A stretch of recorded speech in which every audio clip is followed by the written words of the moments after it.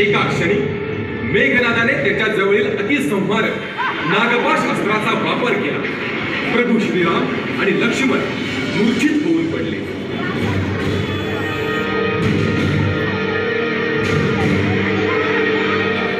वानर सैन्यात हाहाकार उडाला.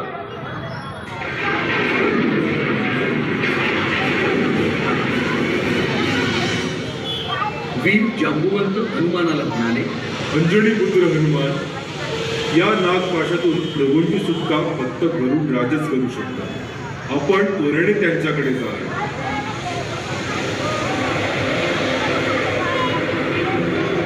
जांबुवंताचा सल्ला ऐकून पवनपुत्र हे गरुड राजांकडे पोहोचले. त्यांचा चिंताक्रांत चेहरा पाहून गरुड राज म्हणाले, पवनपुत्र, आपण इतके भयभीत का दिसत आहात? काय संकट आले आहे? गरुडराज, रावणपुत्र मेघनादानं नागपाश अस्त्राचा वापर करून प्रभू श्रीराम आणि लक्ष्मण यांना जायबंदी केली आहे. कद्रूचे पुत्र असलेले ते नाग हळूहळू प्रभूंचा जीवनरस शोषून घेत आहे. या अस्त्रातून त्यांची मुक्तता फक्त आपणच करू शकता.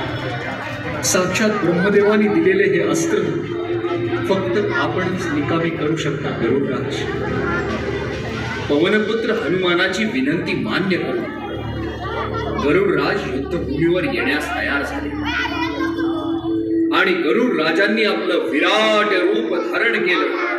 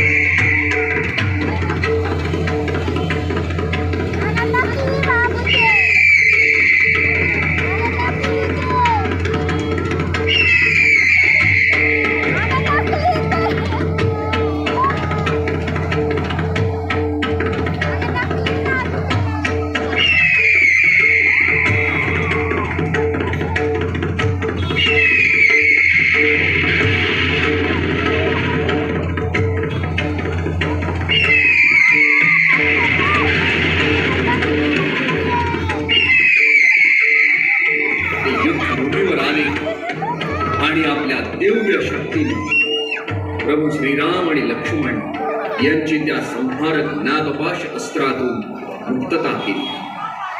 प्रभू श्रीराम आणि लक्ष्मण यांना पुन्हा एकदा उभं राहिलेलं पाहून वानर सैन्यात एकच जल्लोष झाला. सगळीकडे आनंदी आनंद पसरला.